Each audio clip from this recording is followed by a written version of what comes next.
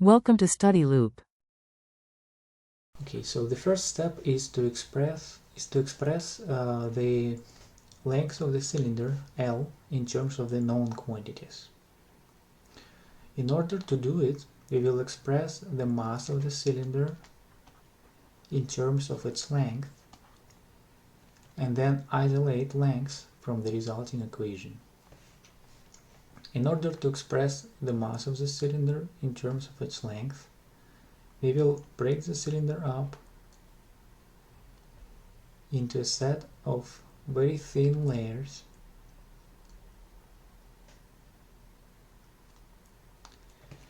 and then calculate the entire mass with help of integration. Consider a thin layer of radius r and thickness dr. Let's try to calculate the mass of this thin layer. mr is the mass of this thin layer. Mass is equal to the volume of the thin layer multiplied by the density of the thin layer. Now the volume of this thin layer is equal to its circumference, which is 2 pi r, multiplied by its length, which is L, and by its thickness, which is dr. So this entire expression is the volume of the thin layer. The density of this layer is equal to alpha r according to the problem. In order to add up the masses of all the layers, we will employ integration. So the mass of the entire cylinder is equal to the integral with respect to r from 0 to capital R of the mass of a single thin layer. Now let's plug in this expression in place of mr. 2 pi r L dr times alpha r. Let's now rearrange this integral by factoring out those terms that don't depend on r, namely 2 pi alpha L. Under the integral, we still have r times dr times r. R times r gives us r squared, and r squared is multiplied by dr. This is a very simple integral. It is just equal to 1/3 capital R cubed. And I remind you that this entire expression is equal to the total mass of the cylinder. Now we have expressed the entire mass of the cylinder in terms of the known quantities and the length. To find the length, we will isolate the length from this equation, and this will give us length expressed in terms of the known quantities. So we're gonna get 3m on top and 2 pi alpha r cubed at the bottom. 2 pi alpha r cubed. So this is the result of the first step. We'll save it for later and erase everything else.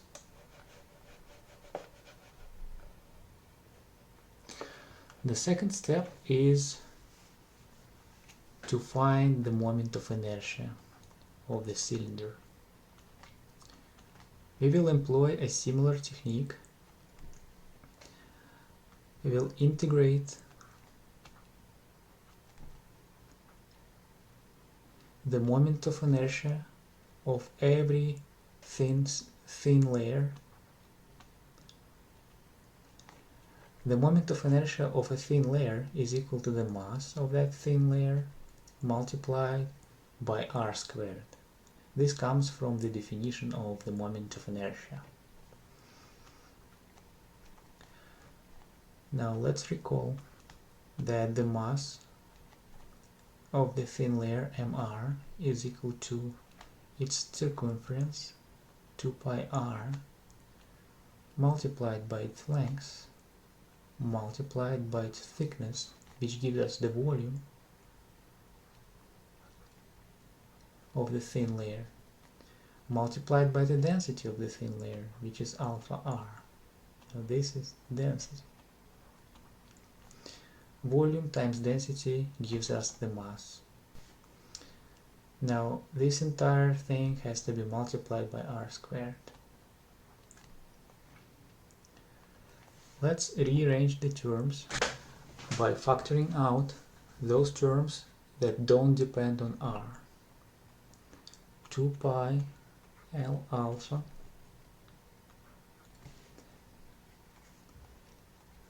don't depend on r. And we still have r times dr times r squared, which gives us r to the power of 4 multiplied by dr.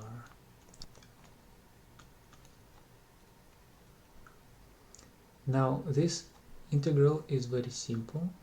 It's just equal to 2 pi L alpha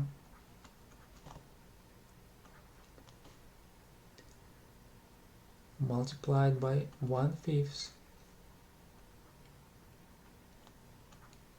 capital R to the power of 5. This is equal to the moment of inertia. Now all the quantities in this equation are known except for L. So to obtain the final answer, we have to substitute the expression for L in place of L, which gives us I equals 2 pi times L, so times this entire expression.